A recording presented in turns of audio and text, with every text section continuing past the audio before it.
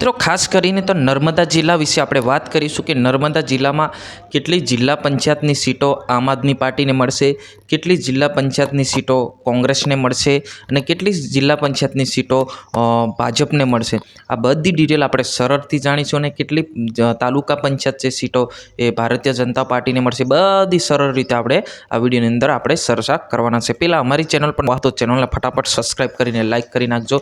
મેં ગઈ ચૂંટણીના અંદાજ લગાવીને કરીને હું તમને આ વિડીયોની અંદર ચર્ચા કરવા માટે આવ્યો છે, એટલે ફટાફટ અમારી આ ચેનલને સબસ્ક્રાઈબ કરીને તમામ વોટ્સઅપ ગ્રુપમાં શેર કરવાનું ભૂલતા નહીં. મિત્રો, વાત કરવામાં આવે તો નર્મદા જિલ્લામાં આશરે 22 જેટલી જિલ્લા પંચાયત છે અને 108 જેટલી તાલુકા પંચાયતની સીટો આવેલી છે. તો આ સીટો કેટલી ભારતીય જનતા પાર્ટીને મળશે અને કેટલી કોંગ્રેસને મળશે અને કેટલી આમ આદમી પાર્ટીને મળશે અને કેટલી અપક્ષને મળશે કે જે પાર્ટી હોય એમને મળશે, એ બધી સરળથી મેં ગઈ ચૂંટણીના અનુભવ લગાડીને એટલે કે એનો સરવાળો કરીને હું તમને આ વિડીયોની અંદર જાણ કરી રહ્યો છું. હવે પહેલાં તો આપણે જાણી લઈએ, નર્મદા જિલ્લામાં 22 જેટલી જિલ્લા પંચાયતની સીટો આવેલી છે. એની અંદરથી આમ આદમી પાર્ટીને મળી શકે છે 11 સીટો, એટલે કે ચેતરભાઈ વસાવાના રાજમાં 11 સીટો જિલ્લા પંચાયતની મળી શકે છે. મળી જશે એવું નહીં, મળી શકે છે, હું આપણા હિસાબથી કહું છું. એના પછી બીજેપીને મળી શકે છે 9 સીટો અને કોંગ્રેસને 2 સીટો મળી શકે છે. આમ થઈને 22 સીટો પર જે આ ચૂંટણી થવા જઈ રહી છે.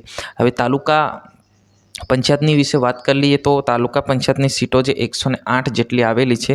ડેડિયાપાડામાં 32 આવેલી છે અને સાગબારામાં 28 આવેલી છે, નાંદોદમાં 20 આવેલી છે, તિલકવાડામાં 14 જેટલી આવેલી છે અને ગઢેશ્વરમાં 14 જેટલી આવેલી છે. આમ થઈને આપણે ગઈ ચૂંટણીના સરવાળાથી આપણે વાત કરવામાં આવે તો જે આપને મળી શકે છે 60 જેટલી સીટો, એટલે કે 60 તાલુકા પંચાયતની સીટો પર આપ ચૂંટણી જીતી શકે છે. એના પછી ભાજપ 40 સીટો એટલે કે 40 જેટલી તાલુકા પંચાયતની સીટો પર ચૂંટણી જીતી શકે છે. એના પછી કોંગ્રેસને 8 જેટલી સીટો મળી શકે છે. આમ કુલ ટોટલ થાય છે 108. હવે આ રીતના જે પ્રમાણે તમને હું સરવાળા સમજાવ્યો છે, આ પ્રમાણે પરિણામ નર્મદા જિલ્લાની અંદર આવી શકે છે. તમારે શું કહેવું છે જરૂર કમેન્ટ